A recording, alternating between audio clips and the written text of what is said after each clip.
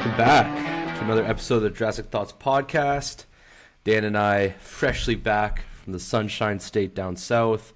It was my spring break. I know, Dan, you checked out some spring training ball. How's your trip, man? How you doing? Back in freezing Toronto. Yeah, which honestly feels really nice considering our buddy and I got second-degree sunburns in Florida.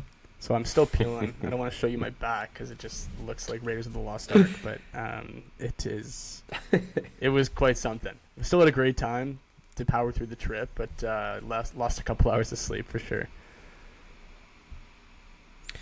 Yeah, I got the pic of you two that next day or that night or whatever, and I loved getting some of the photos I got. I know you kept sending me good content of Broome, which was great. Really warmed my time down in Florida. And so you were Clearwater and then to Daytona for a night and then back, right? Yeah, we actually stayed in Largo, which is a little bit more central city to both Dunedin and Clearwater. Okay. But we saw three different parks: Steinbrenner in Tampa, Baycare in Clearwater, and then of course TD Ballpark in Dunedin. So that was awesome. And then we snuck in a little night trip to Daytona for spring break, and that was quite a spectacle. So I think we made the most of our time. It was, I bet. Yeah. It was definitely a great trip for a little 5-day getaway, and now back to reality, being back here. So. Was that your first time at spring training? Yeah, it was. Yeah, as you can see from the hat there. I don't know. You can see. So what'd you think? I loved it. It's a lot more of an intimate setting, obviously with the parks being smaller. I like how each park kind of replicates the Major League Park, which I think is awesome. We sat in a variety of different spots. We sat super close in Steinbrenner, maybe like 6 rows back from the Jays dugout. And then with the Philly game, we sat in the Berg, so like on the grass, which was awesome. Made some friends with some people there. And then Jays game, we sat right behind the Jays dugout, which was great too. So if I'm being totally honest, a little unfortunate because we were late coming back from Daytona and we missed probably the best game of spring training to date, or at least the best part of it, with Scherzer and Skubal having a little pitcher's duel of their own, which was unfortunate, but still caught the tail end of that game. So it was cool to check out the ballpark. Got this cheeky hat, and I don't know, man. It's funny because not that, like, honestly, everyone down there was really nice, but it's so funny just being around Canadians in the States because everyone's so much more prideful, like patriotic about being Canadian. And like when we were at the Jays ballpark, it was a lot of like, you know, just friendly banter. And obviously there's plenty of snowbirds there naturally, but for the people that do make it for spring training, like you kind of have this unspoken bond with them, which is, it's kind of like a nice feeling. Yeah, so for sure. Yeah, man, spring training's a great time. It's really more so just like something to do, and yeah, you watch the game when Vladdy comes up, you pay attention and stuff, but it's so chill. It's really just like you said, more of an intimate setting. It's smaller. You can just enjoy the weather with like a game on in the background with a couple buddies or whoever you're going with. But yeah, it's always a solid like sort of afternoon or whatever. And yeah, no, it's I've been to 3 or 4 of their parks now. Like it's just, they're all pretty similar in the sense that like they're small venues and it's so much more of a like an outdoor feel and just like a like I said, like a chill vibe, but it's a really good time. Yeah, I was in I was sort of Naples near the Fort Myers has a couple parks, but instead of doing that this year, I actually went across to Miami, and I saw the quarterfinals of the WBC between the Dominican Republic and Korea. That's awesome. And that was awesome to see. It was a mercy, so the first ever game I've seen a walk-off home run in the seventh, which was sort of interesting. But I was thinking, because as we talked about, like when I was in Italy seeing the Team Canada team play, sort of similar vibes with seeing the Dominican team play, because it's just an all-star, star-studded team. but actually playing, like going all out, which was really cool. Obviously, seeing Vladdy was awesome, and he had a hell of a tournament. Really, really happy for him. Congrats to Venezuela. I was so happy they beat the States last night. That was awesome. Yeah, I didn't know a single person who wanted the States to win, so that was really great. Like that Harper homer yesterday was like, fuck, like that might be a moment. And then right away it was you're down again, and that home run means nothing. So that was great. Yeah. And I was saying this in a group chat, but I don't know if you followed the manager of US, Mark DeRosa, just being a clown this like whole tournament. Yeah. Oh my god. Yeah, he was. This, and they kept showing his like smug, disappointed face like after Venezuela won, and I was just like, yes, like feed me all of this content of DeRosa looking like shocked in the dugout. Like that was great. And then seeing all the States guys, with the exception of obviously Ernie, Hoffman, and Rogers, because like they're Jays, love you guys, but like seeing all of them like want to kill themselves getting their silver medals on was really, really good at the end. And I can say that because we just saw that with the Canadian hockey team, like Nathan McKinnon wanting to destroy the little stuffy he got with his medal, right? So I know what that's like, and it was awesome seeing the States on the other side of that. Awesome tournament. The WBC always delivers. And now we get to another week of spring training, but we can really dive. I know we've been keeping up with the Raptors, but now we can dive right back into the NBA with that all wrapped up. Yeah. And did you watch the whole game yesterday? Yep. Dude, maybe I'm being biased because obviously I wanted the States to lose. It just felt like every close strike call went the Americans' way. Like there was, I think I could have counted like 4 at minimum that were like outside the zone. He gave them the call, and then there was a couple that were inside the zone against Venezuela. Like pitching, and he didn't get like it was just funny because like I think back to the Dominican last strike, which was an egregious. I was about to say, like, and that's coming off the Dominican game. Yeah, and I respect the who's the manager of Dominican? It's a former player. It was Pujols. Yeah, I respect him for saying it shouldn't have come down to the last strike, but everyone knows which it should not have at all. It shouldn't have because they played the better game. I think honestly they have much better scoring opportunities. But top of the order comes up to tease first and third, like you don't know what could have happened. So it's whatever, they lost anyway. It doesn't matter. And I think actually getting the silver and losing is more heartbreaking. So I'm more happier about that. But yeah, man, not that I'm saying the whole tournament was officiated in favor of the Americans at all. It was just something that I noticed. I think everyone who watched that game could have probably agreed on that as well. So yeah, no, and it's just like I'm not sure why the challenge system they refuse to have it. I would bet my bottom dollar that the next one it'll be in, especially as it comes to MLB in a week today. Wow, the season starts in a week. But yeah, just for like we got robbed of Tatis versus Miller, 2 Padres with the game on the line would have been an awesome at bat. Even Perdomo, like his at bat was awesome too. It was such a shame it ended on that awful call. But getting a Tatis Miller first and third, down 1, 2 outs, teammates would have just been an awesome end to that game. But it is what it is, and Venezuela, good for them, man. Just with like everything going on, and the fact that they got that done was just great. I also don't know. Sorry, really quick, just last. Good to go on some Raptor stuff. Yeah, just last thing.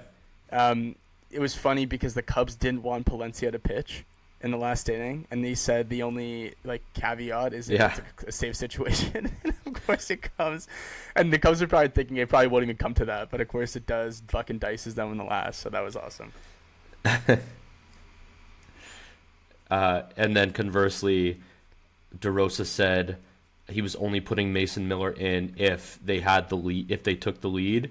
And then people were like, motherfucker, you're the home team. If you take the lead, you've won the game at that point after Harper hits the home run. So that didn't make any sense at all. DeRosa, him and Tarek Skubal and Cal Raleigh just needed to shut the fuck up. But like that trio, everything they said that tournament just dug them a deeper and deeper hole. What did Cal say? Very funny and just, yeah. Well, Cal's whole thing with not shaking his teammates' hands, like the Randy thing. Why? And then, America's too cool for it because That's America's so too pathetic. cool and it's war, so Dan, pathetic, and dude. they're in the trenches versus the enemy, and then you see the Latino team. You see Venezuela play DR, and they're all like hugging each other, Yeah, respect of like course. America. It's just it's Dude, and yeah. I'm sorry, Yeah. Cal, you went hitless, bro. It- You went hitless. Without You getting fucking- too deep into that, You're but a yeah, bum. dude, he was runner up. He hit 60 bombs last year. I know. Will Smith And Will Smith was took started him over to his him the job. semis I and the know. finals. So yeah, so very funny. Oh, Cal. I'm all in on a Mariners downfall just as a Jays fan, but yeah, they Yeah. were something else. And also Josh Naylor, fucking terrorist for Team Canada for us too. So that was not great. But I think, anyway, well, that's our whatever. baseball segment for yeah. Okay. So yeah, we have 5 games to sort of touch on today. We tried to make it work with another Florida pod, but we were just too busy. So now that we're back home, we got a couple extra games than we thought to go over. As always, we'll go chronologically. And wow, did the Raps have... We had a lot of talking points in these 5 games. Some really low lows, and then some maybe one of our best wins of the season coming off of. But we'll start on March 8th, which is where we left off against the Mavs. Raps clobbered them 122-92. As much as you can have takeaways from a tanking team win, what were your first sort of thoughts on this one? I'm glad RJ got his in this game. The thing is, Sam, when he does get his, it's usually against the, like you said, actively tanking teams. So that's kind of why it dupes us when you just look at his game log and it's like, oh wow, a 30 piece from RJ, and then you're like, oh, it's against the Mavs. And it's not to say he hasn't had good games against good teams, but this I think this is where his numbers was season stats get skewed a little bit with games like these. Yeah, man, this was an active effort. I'm surprised Yakub even played 30 minutes in this one, which is also a good sign. I'm not complaining about, but and he played well too. But I think this was a game we should have seen a little bit more bench. Grady, 13 minutes could have been 18, but Back in the I don't have rotation. it. Yeah, Yep. exactly. Well, he's back in the rotation. 10 points too, not a bad outing. Yeah, man, I don't have much takeaways. Like you said, it's so hard to comment on these games because they're not actively trying to win. Although Dallas did have most of their guys in this one. I think almost everyone started. Yeah, man, I don't know. It was a good win. Convincing. Yeah, it's what a 30-point win against a team trying to lose is what you'd like. I would say on your RJ point, he's on a heater right now. As we go over the other games too, this has been a really strong stretch of his. So I wouldn't just sort of only loop him into he goes off against these shitty teams. So as we move on through the games, you'll sort of notice he's been really good in these last 5. So happy about that. Cooper had his first tech, which was sort of it's always nice frustrating the other star player. And I think Scotty's defense on him and just our overall, he had 17, 8, and 6, but didn't shoot it great. He was 7 of 17. But always good to sort of frustrate the other team. And to your Yaka point, and we'll touch on Yaka, we are 100% in his best stretch of the season. These 5 games we're going to go over. This is actually the contract's always going to be there as a detriment and something that will hold him back in sort of trade discussions. But we were also so worried about his health with the back Just injury. him playing. Yeah. So I'm pretty confident. I'm not saying that's behind him. I still don't think he's playing back-to-backs. I'm pretty sure he sat out the Houston game. But when he's been playing now for these last 3 weeks, he seems to me back health-wise, which is a huge short-term and long-term development for the Raps, for sure. I think it's like you said, it's the health thing. I think was the biggest fear for us going into the season. But Sam, honestly, if he's healthy and he's playing like this, he is worth $20 million. To me, he is. We'll see how it translates later on because obviously big guys don't age well, and he's already hitting 30. But this year, he is. If he's playing like this and he's played like this the whole year, that's a justified $20 million. So we'll see what happens come playoff time. That, yeah. I don't know. His production's, dude, this is, like you said, he's been so impactful. You can see what it means to really have a true 7-footer playing. Yeah, in terms of his present day value, like if it's this stretch, yes. I think where we lose a lot of it in trade talks is everyone is so worried about long term money now, and his extension doesn't even kick in until next year. So it's just like everyone is just grasping for the expiring contracts. Like you and I both think if what we think happens will happen, RJ will be traded in the summer because he'll be expiring money, and teams really want that with the new CBA and everything, and just gives them more flexibility. With Jakob, everyone was just like, why? What was the need for this extension? There wasn't really a need, and now it's just kicking in next year. So yeah, present day, again, this is only like a 3-week stretch. He might be worth the money, but he's also missed like half the games this year and only getting older. So it can be. I definitely get other teams being skeptical of the long term value of him under that cap hold for sure. No doubt, but if he's playing the way that he is, and I know, like you said, small sample size, next year if the back's fine and he plays 60 games, I'm okay. I'm okay with the 20. It's just my biggest thing was just him being on the court. So. Yeah, just to wrap up this game, Rap shot 51% from the field. Dallas was 40. I mean, pretty expected when it's like Chris Middleton in the starting five. We still couldn't hit a three. We were 28% from three, but Dallas was 17% from three. Yeah. So just awful shot making from Dallas the whole game. Free throws were about the same. We had 17 more assists than Dallas. We had 12 more points in the paint. We forced 19 turnovers to our 8. And we had a plus 14 in points off turnovers. Just a dominant game, and just expected. Like, Dallas is not trying to win. Yeah, they played most of their good guys. Matt Gafford had a particularly really, really good game, but it's just the Raps are great at beating up on the shitty teams for the most part, and that continued with this one. Do you have anything else on Dallas, or do you want to move on? No, let's move on. Also, that was a season high for RJ. I meant to say that. 31 on 13 and 19 shooting. Yak had 16 and 10 on 8 and 9. Yeah. That was his season high. I swear he dropped another 30 that on piece the before. broadcast. Oh. He might have tied it. I don't know if it's the only time he's dropped 31, but that was his season high that game. Okay. Yeah. All right. So that was sort of trending up. And now we sort of hit the pitfall of the last 5 games where the fan base was freaking out. But we'll start with the game that was sort of a more palatable loss. Raps in Houston lose 113-99. Yak was out for this one, so Mamu started. Where do you want to start on this one, Dan? I honestly don't even know, dude. Like, I was following along. This game as it was happening in real time, and I was like, "Are we making a comeback when the third hit? Like, can we pull it out in the fourth?" And then, you start. I don't even know where to begin with this one because, like, when BI is dropping less than 10 points, I don't really know how to. Yeah. Yes. So BI 9 points of 3 of 12. Obviously. That we're not going to win. I don't make probably any game if he shoots that poorly, and if we do, it's probably against a really, really bottom of the barrel team.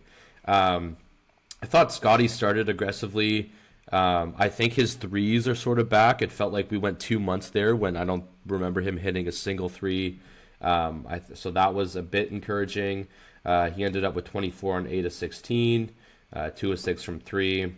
RJ, again, a good game, 25 on 10 of 18. Quick also struggled, 12 points of 3 and 9. But just in terms of the overall sort of, are we making a comeback? Just another classic Raps thing, man, when you sort of you're with the team through 3 quarters and, you know, if the game is right there and then a little run in the fourth or a punch by the other team and it seems like, no. Like, you know, we hung with them for 3 quarters, and now we'll look to feast on the Pels the next game, right? Like, KD was unstoppable. He had 29 and 8 on 12 of 16. Jabari had over 20 on good shooting. Amen had over 20 on good shooting. Şengün shot like shit, but he's still at 14 and 12. Yeah, just to like we keep saying, man. Like we have a boogeyman with teams that are good, and even if we play them hard, we've seen the same script over and over when the game gets late and close, which is what happened here. And it looked like don't get me wrong, Houston has a couple dog defenders, and so for BI to drop below the season average, I get it, but 9 points, man. Like I get Tari and Amen are on you most of the game, but like, dude, come on, and just from a defense. Guess who's going to be on BI in the playoffs? Really good defenders. Like, yeah, but like from a defensive standpoint, okay, KD 29. He's going to get his. That's just how it's going to go. But you can't give up 23 to Jabari when he has been so underwhelming offensively his whole career. And it just felt like I don't know. Even Amen popped a bit. And I don't know, dude. This, like, you kind of know what you also can't have? What's that? You can't have the corpse of Clint Capella getting 10 boards off the bench, and I don't give a fuck that Jakob and CMB aren't playing. Like, we are not, like, Clint Capella should not be dominating on the glass in his limited minutes. Like, that not drove only me 10, crazy. Sailor, he had 6 offensive annoying. rebounds. And yeah, Jakob obviously was missed, but 6 offensive rebounds, dude. Like, holy fuck. We're using Mamu. Mamu's not a center, and we're obviously putting him at the 5. So that's gonna happen. Dude, Clint, he had 10 boards in 13 minutes. Like, just come on, man. It's almost a board a minute from Clint in the year 2026. It's just, it's not okay. On that similar vein, I had another note. Mobo got some minutes this game, and I just wrote, Mobo is fucking ass. All he does is foul. I cannot be more done with the Jonathan Mobo experience, Dan. I know he's Scotty's friend, but like I am so out on any more Mobo minutes like ever again. I think he's ass. He's so bad. Yeah, I think by next year when we actually need that roster spot, things will probably change. There's no sense in like waiving or cutting him now. But yeah, man, I think right now I don't care, but just in terms of like been off the Mobo. Yeah, well, he's been long-term so stuff. I am so done. Yeah. I only think he got minutes this one because I think Trace was out as well. He had like a finger sprain, that's right. Yeah, so it was like our break-in case of emergency Mobo minutes. But man, it is like a tough CMB, watch. Jakob, Trace out. Yeah, you need. Yeah, man. I'm also in terms of overall game stats. Go ahead. No, it's just like I guess I haven't even. Go ahead, dude. Like we're having these games and CMB is out, and I just like it's you don't know how it's gonna go with him just having that extra like kind of like girthy body, especially defensively when like things like this happen. Houston's a pretty big team, but I don't know how much of a difference he would have made, but it would have been pretty big in this one. So not to like mitigate the loss, but health was a substantiator in this one. So with the size. Yeah, no, like when you're missing your big players against Houston especially, and I think, dude, this is what we played Houston. I think like the 4th game of the year, and we with Jakob out, and we were just saying the same thing. Like this could not be a worse matchup, and it popped up again here. Yeah, with no Jakob, no CMB. Yeah. They also, I mean, they've lost Adams for the year, and it's one thing getting dominated by Adams on the glass for me. It's another thing when it's Clint Capella. But yeah, it's just like we were down by 2 heading into the 4th, and then we got outscored by 11 in the 4th to lose by 14. So I guess, down by 3 going into the 4th. Mm-hmm. So yeah, man, it's just we're there, and then the better team who's been there before makes a run, and we just struggle to respond. And it's been like that the whole season. I know we ended this week, which we're going to get into with the Phoenix and Detroit games, but this was just more the same and bled into the next night, which we're about to get into as well. In terms of game stats, Houston shot 50%, Rap shot 44%. Houston shot 42% from three. We were a lowly 25. It just seems like the Raptors can never have an above-average three-point shooting year in our lifetime. It's pretty much is what it is. We got out-rebounded by 23. Seems significant. We were minus 14 in points in the paint. We were minus 17 in second chance points. That really tells the story of the game for me. Can't close the possession and then swing three, and that's how you collapse against Houston in the fourth quarter there. Yeah. Anything else from the Houston game or no? No, you summed it up well. Yeah. All right, let's get into the game that had Raps Twitter clamoring for trading Scotty and entering into yet another rebuild. So the Raps, the next night after the Houston game, we're down in New Orleans. BI return. And what did I say, Dan, when we previewed this week? I said, we'll beat Dallas and we'll lose Houston and New Orleans. And you're like, no, dude, we won't lose to New Orleans. I'm going 2-1. And I said, dude, whenever we play a non-tanking team right now, it's not going well, and New Orleans is healthy and they have no reason to lose. Sure enough, Pels win 122-111. A ton to go over for this game, but where do you want to start?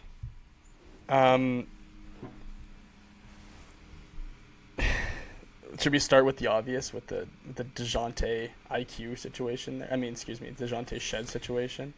Shed?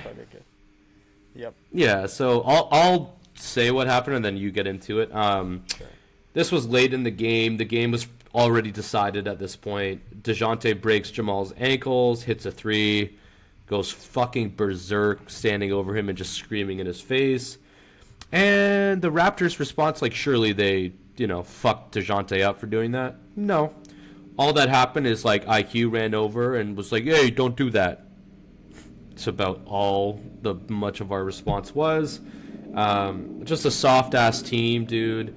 And something that they had to answer for. Darko's like, yeah, he's first said in the moment, it was like, whatever. And then the next day he said, yeah, we didn't handle that well. Because the media was just the Toronto media was just rightfully frying them a bit, like, how do you not fucking stand up for, you're getting punked and you don't do anything. Like, Scotty and BI were on the floor. There was stuff like BI and DeJounte have been pals for like ever. I don't give a fuck about that, man. Bro. That's just like, that's more the reason to step in. Hold your boy accountable then. Yeah. And also, this is such a little thing, but I was just like, I was really contemplating the entire structure of the team. I was like, okay, so Garrett Temple keeps getting these tiny little contracts, because he's great in the locker room, Dan. He's great for the culture. He's a vet. He shows the young guys. But that being okay with that is okay in the locker room, that Garrett Temple is supposedly like the heart and soul of. Why the fuck is Garrett Temple on this team if like that is an acceptable reaction? I don't know, man. Like, yeah, it's all fun and games when Garrett's doing the Congo line and stuff, and it's the 15th roster spot. In the grand scheme of things, that doesn't really matter. But you know what? You know who also had that role, and his team would not have got punked like that? Like, Udonis Haslem. I'm not saying Garrett Temple is the Toronto guy like UD was for Miami, not at all. I'm just sort of saying these 15th spot old vets who aren't playing, they're just there to like improve the culture of the team. Tell you one thing, Udonis Haslem's team is not getting punked like we did in New Orleans, and I was just frustrated being like, why is Garrett Temple here? But again, a small thing, not huge in the grand scheme, but I just was like looking at everything in that moment, and that's sort of my thoughts, but get into yours because I went on sort of a longer rant than I was intending. No, that's a great point about the Garrett Temple. Like, that's what you're being paid for, really. And if you can't do that, then you're not really doing your job. I didn't really even think about that, to be honest. That's a really good point. Yeah, as far as like our bigger guys, it's also a little bit frustrating for Scotty because he did like get brought up in that Lowry Raptor culture, which would not have tolerated this at all. Like, Lowry immediately would have gotten the guy's face. So like, what to do in that situation, Scotty. I saw him after he was just he grabbed the ball after he hit the shot. He was kind of rolling it around like this. He saw what happened. I think Bi maybe didn't see Mm-hmm. the full thing, but he obviously saw Shed on the ground. Like when he looked after, he saw Shed on the ground, and he saw DeJounte doing the fucking stand, whatever. Didn't even remotely think twice to like involve himself. The only guy was Quickly, which like fuck, dude. Huge respects to Quick. Yeah, man. I don't know. Yes, but also like yes, respects to Quick, but just not much. It was like, hey, don't do that. That was about dude, it. when no one else is there and Quick's the smallest guy in the team, or like True. the smallest, it's like True. at least he did something. Very That's more true. than anyone. And like another thing, Exactly. Because I think Mamu's the kind of guy that actually would run out and probably like fucking yell some Georgian shit at him and scare him. But he was on the bench. I don't know if there's fines in place. There could be a technical foul. Yeah, dude. The only guys who can do stuff are the guys on the court. And that honestly, dude, for me, it was Bi and Scotty that it was the most frustrating to watch that from. Especially Scotty. For sure. Like, he saw the whole thing. And like that's what really pissed me off. And honestly, fuck DeJounte, dude. You're on literally like one of the worst teams in the league, and you've sucked the past 3 years, and you've been injured. Like, go fuck yourself, you clown. And it wasn't even a crossover, dude. You know what I'll say though? I will say this. Yeah, I will say this about DeJounte. Okay, so he had the Achilles injury. His team is fucking ass. He just went off. Like, we'll get into the stats soon, but like, he had a great game. Like, he fucking destroyed us. It's not on him that we didn't do shit back. Like, we should have just punked him back. Like, yes, it's a little bitch move. Your team is shit. I know, but his team is ass. He just killed it. Like, we don't like it, Dan. Fucking do something about it. Like, it's not really on him to be like, oh, like the Raps should have done something. We just should have done yes, it was like a little bitch thing, but we didn't do anything. So it's hard for me to like get that mad about it when we seemed okay with what he did. Yeah. Well, another thing too, Sam. It's a good point. Like, do something. It's like what Brunson did when Trae Young beat them in the Garden. Like, all the extra like waving and like blowing kisses. Brunson's like, we should have just won the game. Yeah. Fair point. But at the same time, and like, this says a lot, I think, or it makes me question our culture a little bit. Just with like this team, like Bi's our best scorer, Scotty's our best player. Who's the leader? Is Scotty the leader? I think Scotty's the leader, but in a situation like this, wouldn't the leader step up? Wouldn't like another fellow cast member? Like, it's just, what are we then? If we're getting punked like this, like, dude, I'll tell you what, Detroit is not getting fucking punked like that. Beef Stew is laying that motherfucker out as soon as he steps over him. Like, that's not happening. And the same thing with Boston. That's not happening. Yeah. Like, good teams with good cultures, that is not fucking happening. And that just kind of shows that we're a little bit flimsy. No, it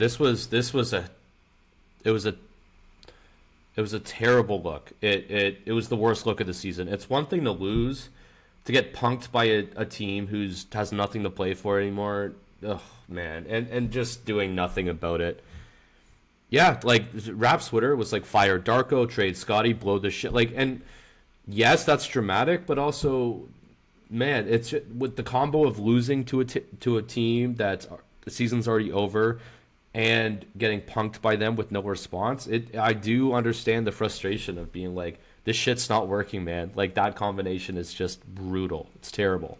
I know we talked about this ad nauseum, Sam, but I like Bi. We know how far we can go with him as the best player. Like, we know where we're at, and it's probably going to be this. So, as nice as the experiment, we think we do. Let's get one playoff. Okay. Let's get one playoff series in, and then we can for sure say it. But you and I both think we know. Yeah. Yes. And I just don't want to waste Scotty's time on something like this. But fair. I just like, dude. I mean, to me, we have circled this. I know. No, we have circled this summer. Pod we talk about it. Yeah. I just and he has such a defeatist look when stuff like that happens. Like, he couldn't be bothered. Like, all of a sudden, Scotty? he goes from like, no, Bi. It just all of a sudden he just feels like a little kid that threw a Bi. Yeah. Don't you agree? Like, he looks so, like, when we were watching that whole clip, he just looks like he doesn't have a fuck in the world to give. And that's like the last person I want on my team. I want someone who's going to be angry when. And it's funny because, like, and that's Rap's Twitter brought up that in year 2, he's like punching Chris Paul in the face, like as a Laker. Like I mean, don't go that far, but like we've seen him we saw him ride out for Rondo. Now it's sort of like, you know, he's perma-fried and he's just like chilling, win or lose. But yeah, man, like we said, we don't really give a fuck that you were boys with DeJounte since high school. Like, man, him and Scotty, and the fact they were both on the floor. Jacoby like ran up, he didn't do anything, but at least he started running towards them. Behind Scotty just started walking. They literally didn't react at all, and it was just really disappointing. It's our 2 highest paid players, 2 supposed leaders of the team, and for them to be on the floor and be one of the 4 other guys who are legally able to like do something about it, and to just choose not to, was super disappointing. And I don't blame the reaction of the fans after this one, because that was an awful look. Yeah, no, I agree. There was one other thing. Let's get into some of the stats from the game. Oh yeah, go on. No, it was just like, I remember seeing a clip. I forgot who sent it in our chat. It was like Surge, and I remember the exact clip. It was like way back when, a 2019 team. Yep. I forgot who the center was. Someone trying to punk us. Marquise Chris. Yeah, Marquise Chris, dude. Surge fucking stepped in there, let him know what's up. Like, that's what we need, dude. And we didn't have that. So, anyways, you can tell like a difference between a championship team and a team that's just, you know, starting to be competitive. So, anyways. Lowry's telling Aaron Gordon in the bubble, 813's my room number, or whatever. He was like 813's my room number. Like, yeah, man, we used to have like some of that, and this team has none. So I when you said Scotty was brought up with Lowry, I don't think he ever played with Lowry. I think Lowry left that off season. No, so it was the Fred Pascal OG. Are you sure? I'm almost positive he didn't. Almost positive, yeah. I could be wrong, but I'm almost positive he never played with Lowry in Toronto. Anyway, in terms of other stuff from this game, you're right. We lost to 2026 DeAndre Jordan. Yeah. So he joins the Clint Capella centers of just beating us somehow. Just way too much Grady in this game, I thought, too, dude. Like, holy shit. Like, I love I don't even know the recklessness of Grady sometimes. Like, it's fun for him diving on loose balls and going in for the offensive putback. But just, like, transition, he'll just take a step back 3 brick. It's just like, way too much. I thought the offense was really embarrassing. Just turnovers galore. Pirtle taking push shots from like beyond the free throw line. It was just an ugly ass watch. BI got a tech, so things were just like crumbling and emotional. This play broke me, Dan. We had a 4-on-1 fast break down 2 in the 4th, and IQ decided to take a transition 3 at the end brick. And at that point, I was just like, hey, like we're not serious about this one. 4-on-1 fast break, and we took a transition 3. Just ridiculous, man. I think in his head, he's like, stats from the game, IQ, yeah, maybe, I don't know. Call me crazy. I would just take the for sure 2 points, but no, that's me. It's one thing if it's a 2-on-1, Dan. It was a fucking 4-on-1. Like, come on, man. Guaranteed too. Yeah, good counting numbers. 25 on 8 of 14. BI had 22, 6, 5, and 4 steals for 8 and 19. Scotty was really bad, 9 points of 4 of 14. Like I said, DeJounte, 27 on 12 of 20 shooting. And my guy Trey Murph, 28 on 8 of 12. Stats for the game, the Pels shot 51%. Raps were at 42. The Pels were scorching from 3, 48%. Raps were 32. Free throws were about the same. Pels out-rebounded by 14. And yeah, man, just a really disgusting game, and I don't know if there's any other thoughts you have from it, but just at that point, it was like, if Raps aren't playing a team actively trying to lose, we haven't got a win since X. Like it was like just an awful summary of the Rap season in this one. And things were looking dark. I think I'm going to title this episode Ebbs and Flows, because this hopefully was rock bottom of the season, was this game right here. Especially when it means we're really in the stretch of things now when in terms of positioning and seating in the standings, and this one really would have gone a long way for us, and losing this actually briefly knocked us out of the 6 seed. 5 seed to the 7th seed, so we were technically going to play in after this loss. And the 6th seed. Yeah. Well, yeah, following 2 spots. I guess this is not Raptor related, but it's so funny, like thinking back 3 years ago how big Zion was, just as like in the NBA space, his name and his sort of like persona, and then now it's like, oh yeah, it's Zion. Like he's so just mid as a player, and it was funny that like teams were, like how many first round picks should we have for this guy when the Pels were first kind of flirting with the idea, and they fucked it big time. They shit the bed. They don't have these value is completely in the toilet now. Like I'd be shocked if Zion even goes for a first, unprotected from like a mediocre team, just taking on the contract and the issues and the injuries. Like it's fucking insane how this guy's fallen. And he was always like a athletic guy, but he was never a great defender. He was never a great playmaker. He couldn't shoot. There's so many flaws to his game, yet people were obsessed with his dunking and his athleticism that I don't know. It's just funny. That was a little note that I made when I was watching the game. Like, wow, Zion, because you don't think of Zion anymore. Yeah, like his whole appeal was like he was supposed to have dominance like Shaq, like be that strong, get to the rim against whoever, and injuries and poor conditioning has just derailed his career. Like he's got the max, so financially he's done really well for himself. But yeah, like you said, dude, his trade value in the league, I have no idea what it would be. And the Pels have attached their wagon to him, and the Pels have a lot of players you and I like. Trey Murph, I've talked about forever. Herb Jones is a team that would help a lot of teams. Alvarado just went to the Knicks and has helped them. But when they've attached it to Zion, and he's had a relatively healthy year, but they're still, they're already out. So, yeah, for the few Pels fans that exist, it must just be infuriating, the Zion era for them. Yeah, just awful. Do you have anything else in the Pels game, and you want to move on? No, let's move on. Enough of that. All right. So like we said, it looked all doom and gloom after this Pels game. And then the next game we had Phoenix at home, who's a solid team, and it was like, shit, we're playing a good team. Never a good recipe for success for the Raps. But we did pull this one out, 122-115. Where do you want to start on this one? We needed this win to maintain any sort of like peace of mind or dignity that we had left after that Pelicans loss. Like this was a must win, and we pulled it out. Thank God. Huge response from BI. Love to see that. RJ again, like you said. You're right. I wish I can revoke my comment earlier I made. He's been fantastic in this game, especially. I noticed how great he was. He's on a heater.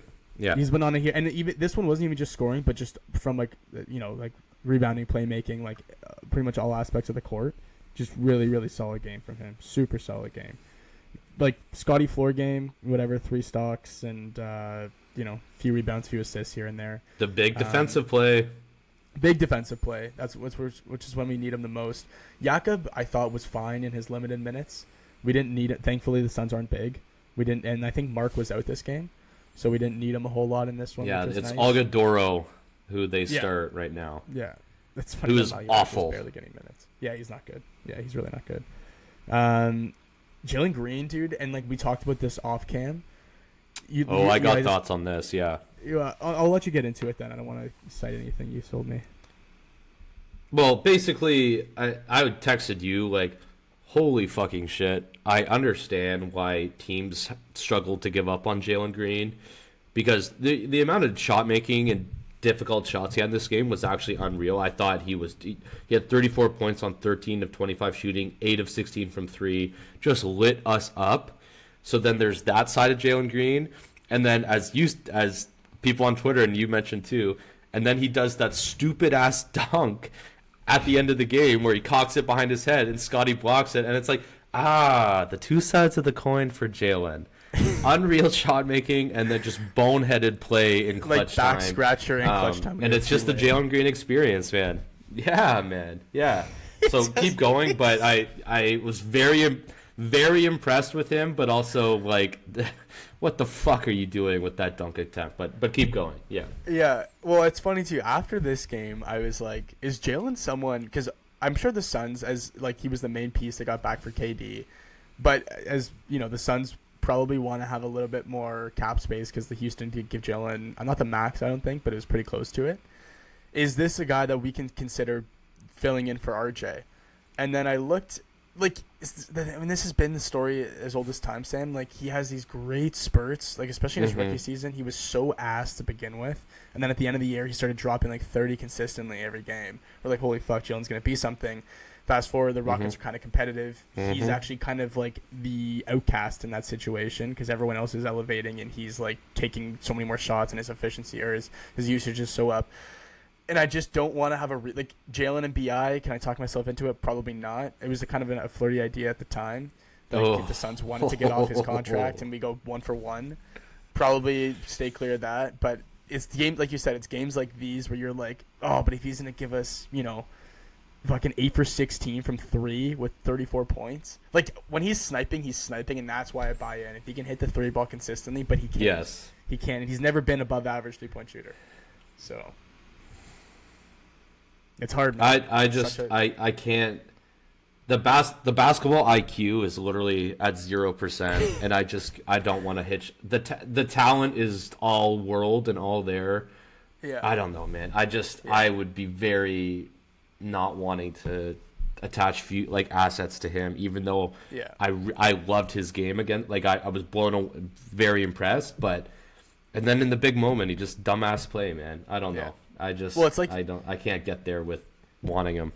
If it was an him for RJ 1-for-1 swap in the offseason, I don't even think I would do that just because the RJ contract, like you said earlier, that's an asset. That's an asset at this point. So I don't even know if I want to tie long-term money. I don't think he has a lot of years left, Jalen. I think he has maybe 2 years or 3 years after that, but that's maybe 2 years too many if it just goes sour. And he's also been a little bit injury prone as well. So. Yeah. Oh, he's missed just like half the season, dude. Of course. Well, even before this year, though, I mean, like. For me, it's just like what. Yeah. Like, how much does adding Jalen Green for RJ raise our ceiling? Does it make us any higher than right now? I think we get more of an offensive punch, and defensively they're probably about the same. So. You're right. Like I was only thinking it if like Jalen is, like I said, having like it's so easy to buy in on someone because he's young and he's exciting. But yeah, man, no, I'm still with you. I think we need that Trey. That would be our main focus if we were to add another offensive guy. It has to be Trey. Which, you know, we'll see how stupid the Pels become. Trey Murph. Season. Well, of course, that's what we've been. Oh my guy Trey. Yeah. I don't. Yeah. Maybe the Pelicans are like, oh, just to get off the money. Okay. You know, whatever. We can hope. We can pray. Yeah. Like you said, Bi cooked this game. 36 points, 13 to 20, 5 of 6 from 3. RJ 22, 6 and 5, 9 to 16. He was really, really good. Book for Phoenix at 31 on 10 to 20, and like we said, Jalen Green 34 on 13 to 25 was just awesome.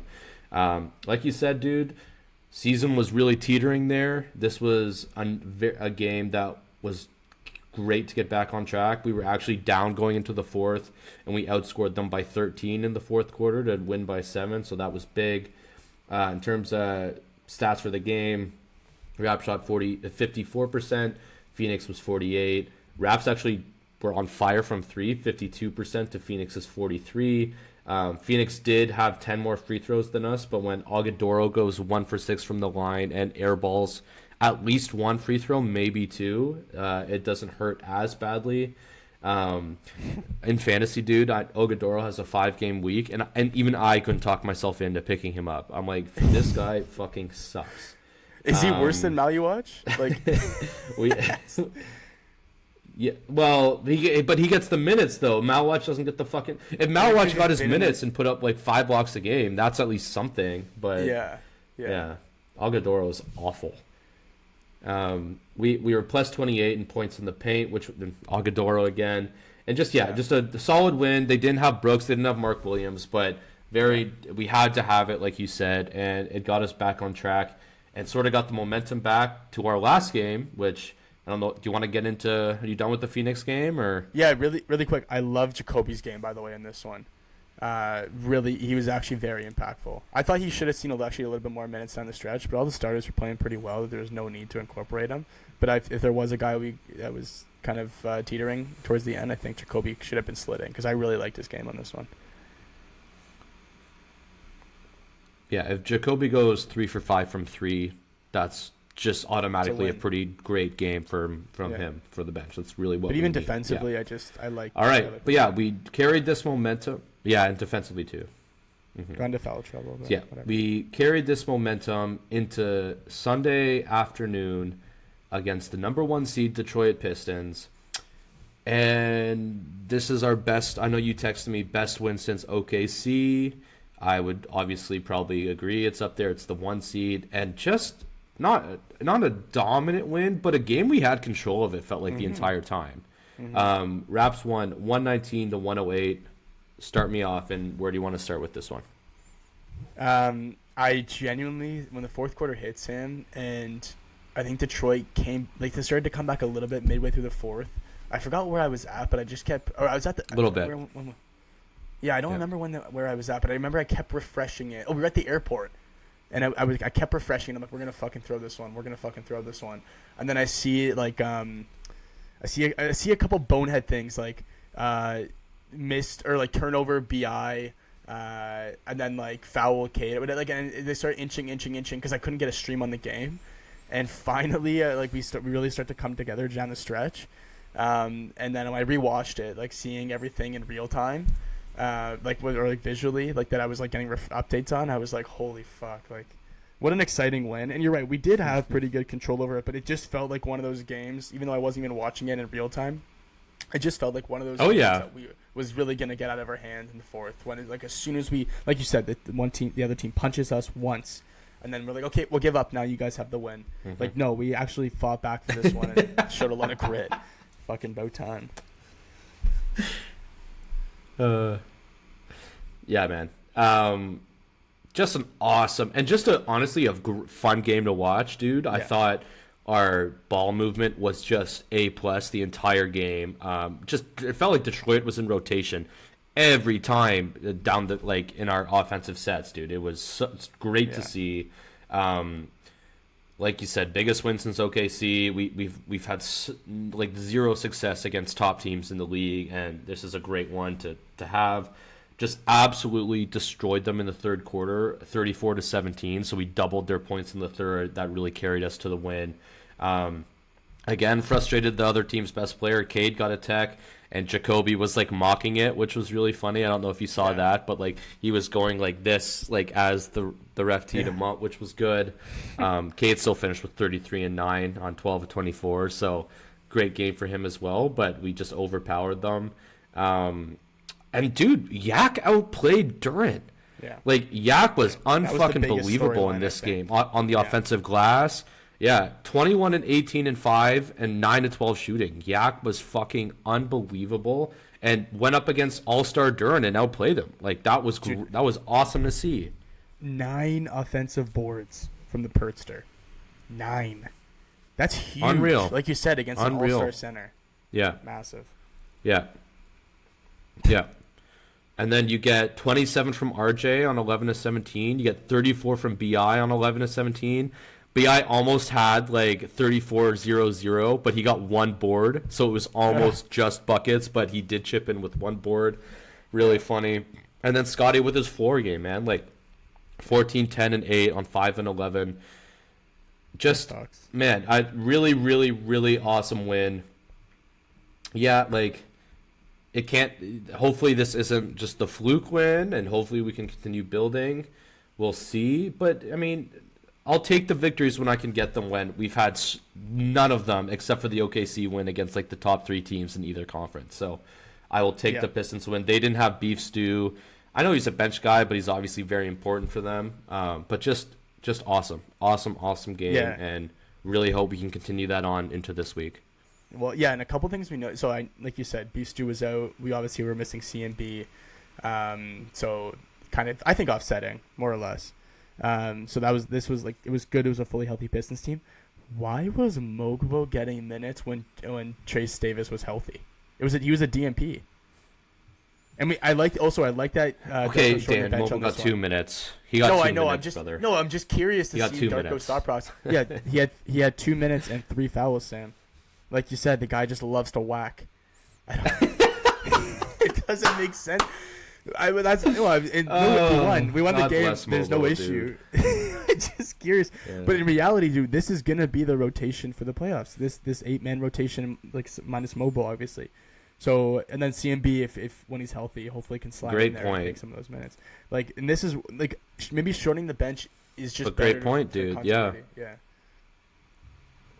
So I don't know. And that's a point we never talked about. But look at the minutes of this game. 39 minutes from RJ, 38 from BI, 37 from Scotty, 36 from Yak, 33 from Quick. Shed had the most on the bench at 24, but Mamu only played 14. Jacoby only played 11. Like, we really went for this one. We treated it like a playoff game, a big game, and those are the minutes that our best players are going to play in the playoffs. So it was awesome that they went there. And Detroit went for it. Like, Cade played 37 and Duren played 36. Yeah. Like, they wanted it too, and it was awesome that we shortened it up, and we were like, no, fuck it. Like, we need to start. The season's almost over. If we want to be anything more than like a 5-game first-round exit, let's start paying attention to these games and really, really going for them to gain some confidence down the stretch. Yeah, definitely. And I don't know, when I like I said, when I was refreshing at the airport, I checked the box score after Quick 1 for 12.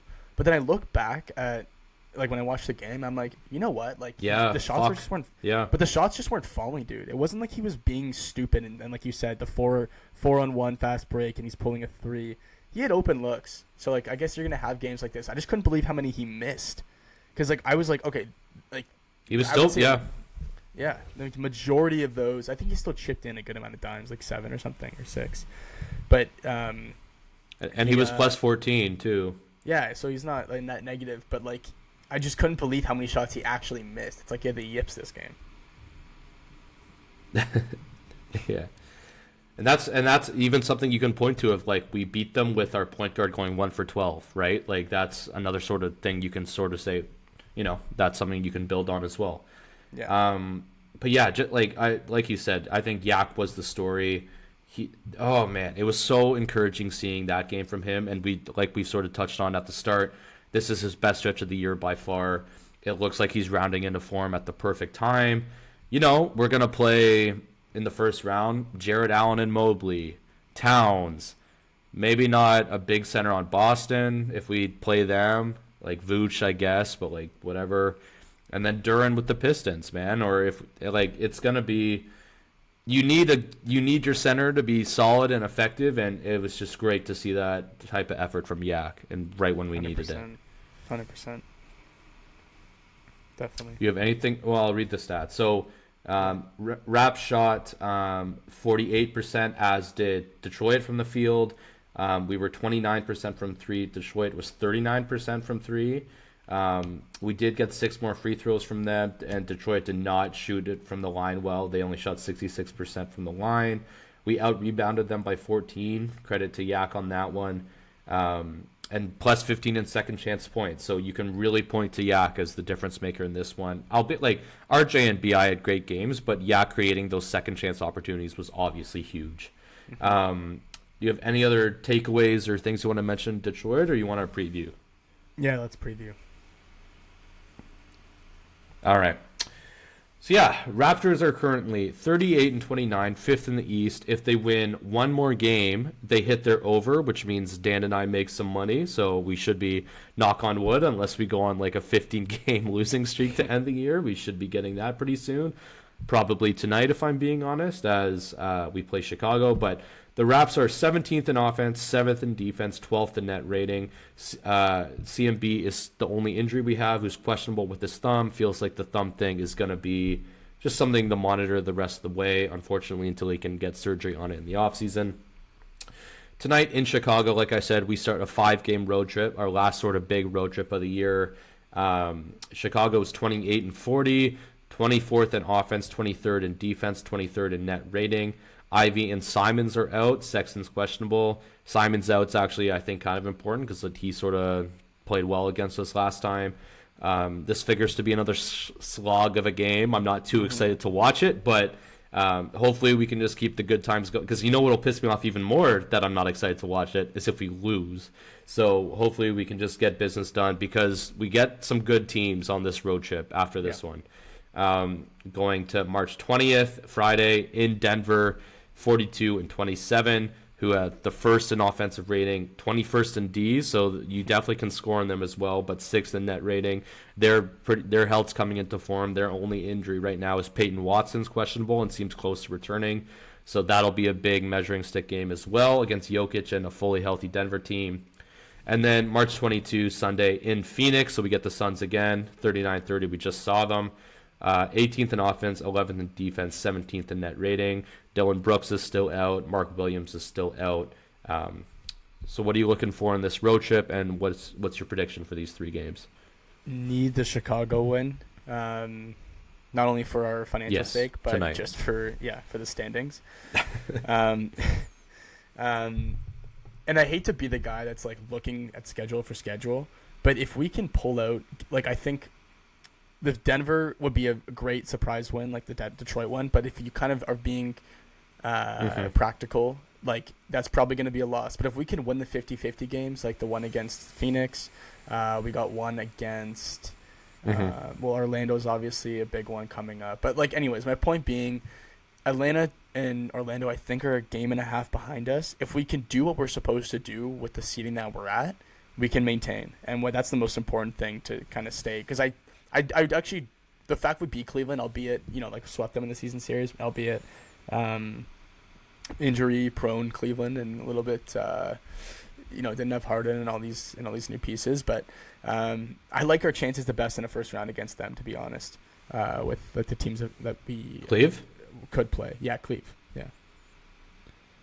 Yeah, well, I mean, we there's been literally not a crumb of evidence that we would like a Knicks or Celtics series. Not even a crumb.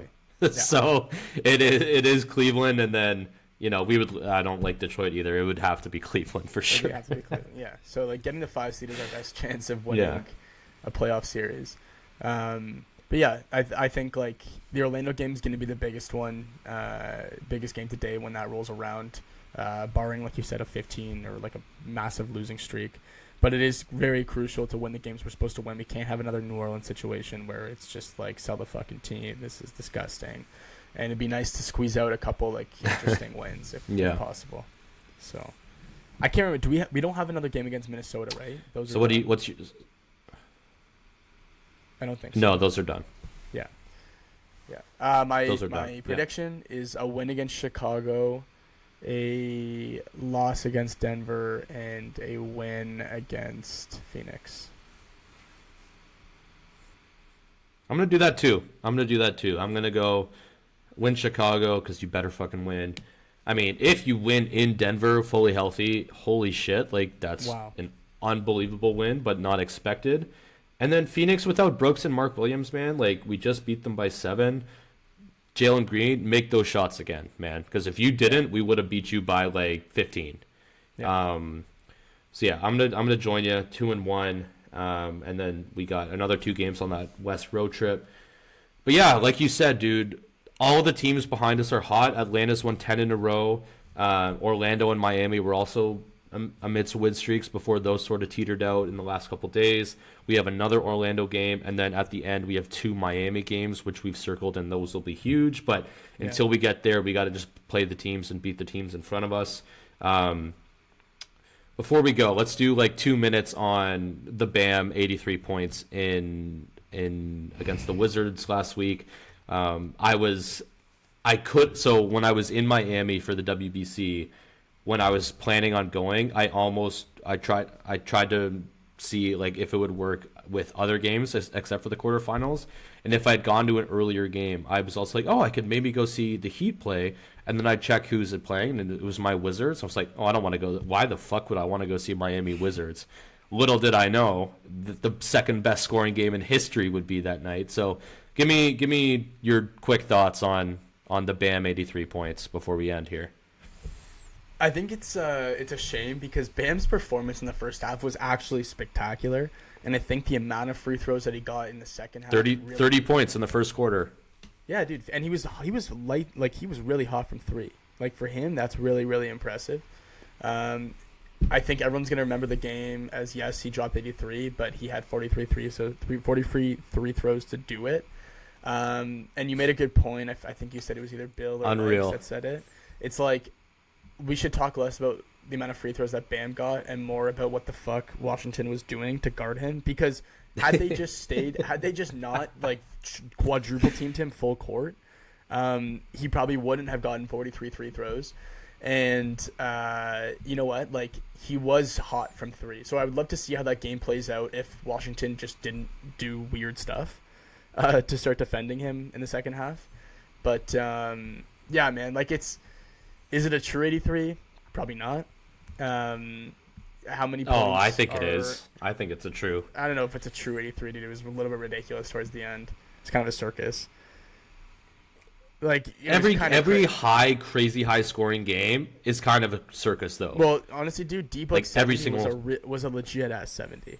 Like that was a legit fucking 70. That's what I thought about when I was watching the Bam game. I'm like, this is like they're playing Washington. It's a fucking joke game. I think D-Book did it against I think it was like Warriors or someone. It was a pretty legit fucking team, and the game was close. Celtics. Like this was a yeah, there you go. And this is like a circus game, man. Like just, I don't know, Sam, watching four guys pin to him as soon as he gets the ball at full court. They have to run 4 different off screens so he can actually get the ball. Like and like it's a 40-point game. Like he got the 83. I'm not taking that away from him. Just saying, like, when you measure like coolness or like how it was done, I think that has to be looked at. But yeah, man, he got the 83, so good on Bam. And like I said, he had a great performance aside from the free throws. And I think Washington, the way they approached the defensive scheme towards them in the second half was the reason why people are going to be like, well, fuck, it's like an untrue 83. So, whatever. Yeah. My thoughts on it are, I love that Spoelstra was like, I'm apologizing to no one. Fuck you. Like, we had the chance to go for it. We did. And I completely agree with, like you said, the Legler and Bill stuff of, oh, like, people are saying it's bad for the game. It's embarrassing, like, how Bam got there. The thing that's way more fucking embarrassing is the Wizards. Yes, teams tank, and now I love that, like, okay, if you're playing a tanking team, try and break 83 points, like, try and embarrass them even more. If you see like what Udoka said, like, after, he's like, yep, he had 43 free throws, and it was against the Wizards. That's a recipe for 83 points. And it's like, yeah, like, fuck them. That's what like, Udoka said? Embarrass the fuck out of them. Yeah, he brought up that it was the Wizards. Spoelstra even said, you know, we're playing a team who's actively trying to lose. Seems a pretty relevant thing for an NBA coach to highlight a team actively trying to lose. Yeah. Fuck them. Embarrass the fuck out of them. I don't really care that they did bullshit like fouling the Wizards to get another possession or missing free throws on purpose. Embarrass those fucking teams because, I mean, if this was against Utah, Dan, you would have loved it because you hate what Utah does. You've been like, fuck Utah.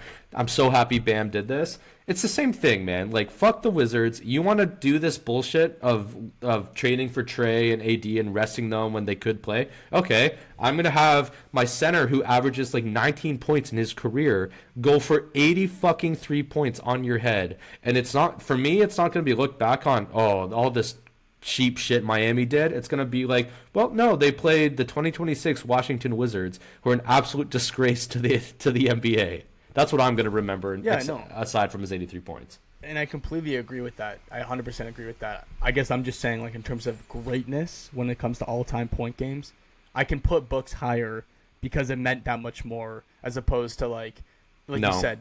No, dude, you can't. How? Because, like, when your own team is that Book game, he lost. Yeah, but Sam, like, that was... Book lost his game when he had 70. But that's my point. That's against a good team, and that's a legit fucking 70. Like Bam, like your team's trying to my foul God. the other team that's down by 40 so that you can get the ball back to score to get 2 more free throws when you're getting clutch.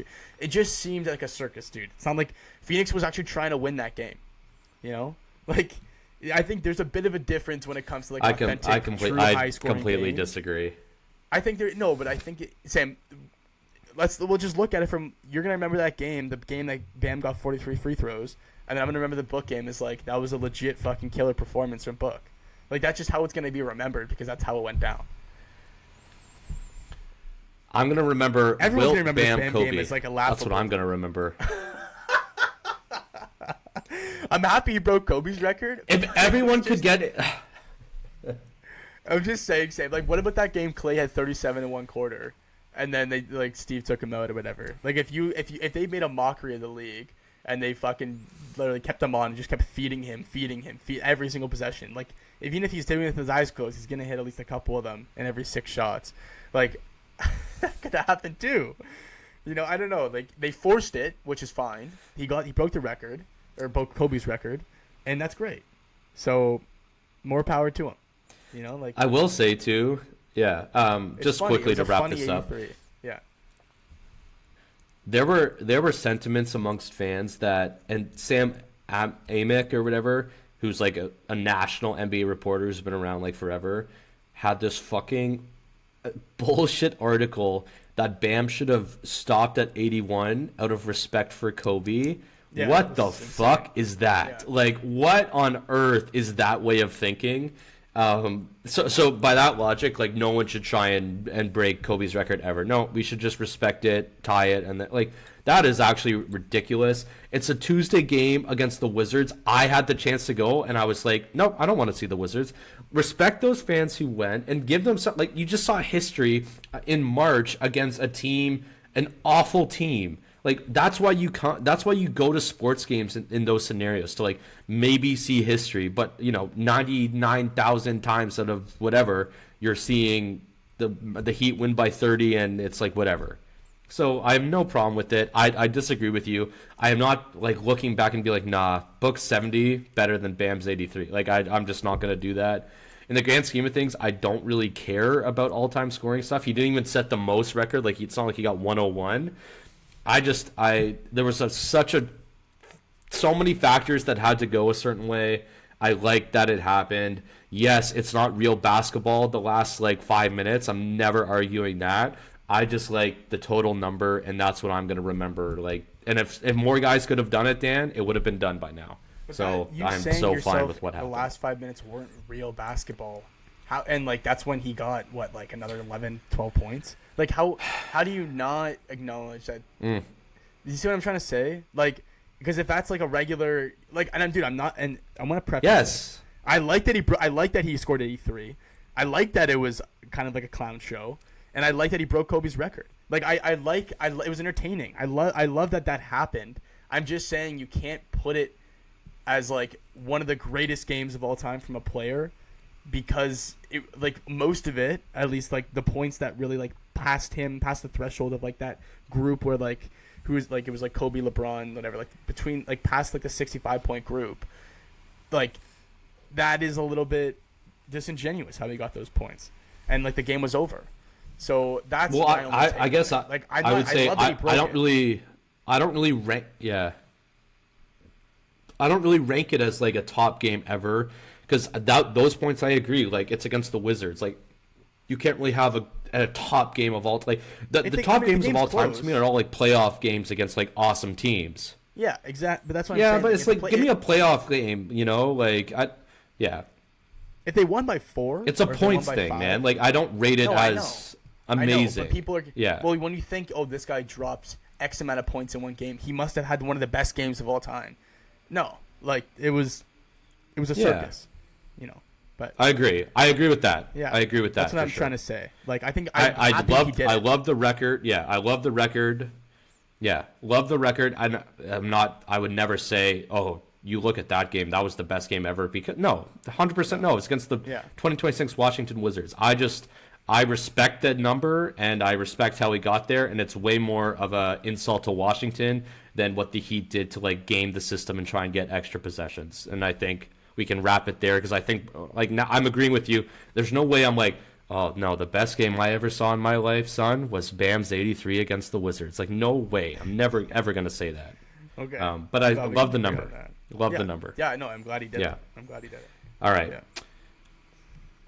All right. Anything else from your end, or are you good to get out of here? Good to move on and wrap up. All right. Yeah. So we're entering stretch time. A month from now, playoffs will start for the NBA. You know, it's a very up and down week from the Raps, but it looks like we righted the ship a bit at the end. We got the big 5-game road trip starting tonight. Hopefully we can keep the good momentum going. And we should see you after the Phoenix game, either probably the next morning. But if there's nothing else, take us out, Dan. Thanks for listening, guys. We'll see you in the next one. Over and out. Over and out.